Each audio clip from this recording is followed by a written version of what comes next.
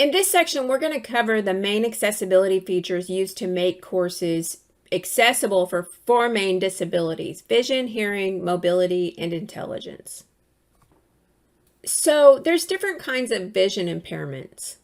Someone might be completely blind and be completely reliant on a screen reader.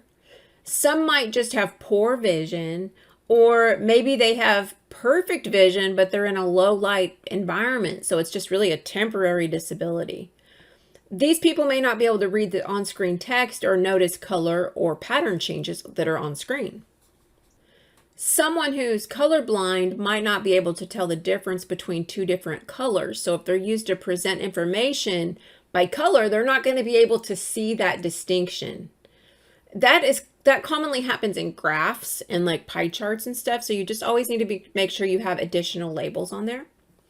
So here are just some things that you do to meet the needs of those with visual impairments: a full voiceover or narration, keyboard navigation, screen reader capabilities, alt text, high color contrast, size 16 font or larger, limited use of all caps, and also limited use of full or centered justification of the text, using accessible fonts like Arial or Tahoma, enabling accessible text by setting the variable to true.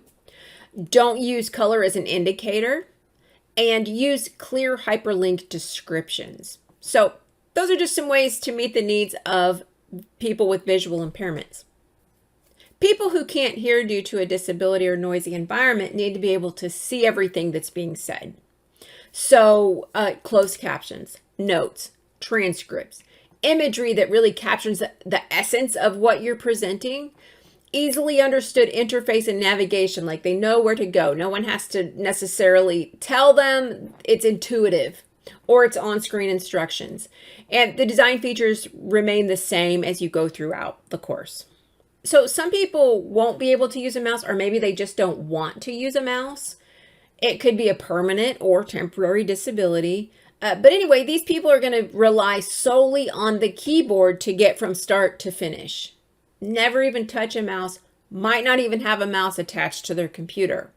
So you need an easy to understand interface and convenient navigation that can occur with the keyboard. Keyboard shortcuts, you can build those in, or Storyline also has some built in, which is really nice. Avoid mouse dependent activities like drag and drop. And avoid using the term click, because that implies you need a mouse. You could say select or choose. There's going to be some people who are going to find your content difficult to comprehend. And it's impossible to make content so easy that everyone can fully understand it. I mean, we can't do that. But you can make it as simple and as intuitive as possible. So some ways you can do this are by providing a full voiceover of all the content, or at least as much as possible. Keyboard navigation, high color contrast between text and background that makes it just obvious, what they're looking at. Size 16 font or larger, clear hyperlink descriptions, avoiding technical jargon, or at least explaining it if you do have to use it. Lots of imagery and animation to make the idea really come alive, and have a glossary of important words and technical words just to make it easier. So remember, disabilities can be temporary, like a poorly lit room, a noisy cafe, or a broken arm, or maybe just a challenging day. All of us have temporary disabilities at different times in our lives. The four common types of disabilities are vision, hearing, mobility, and cognitive. So you'll notice a lot of these accommodations overlap. I mean, they're not just serving one kind of person with a disability. They're really serving everyone.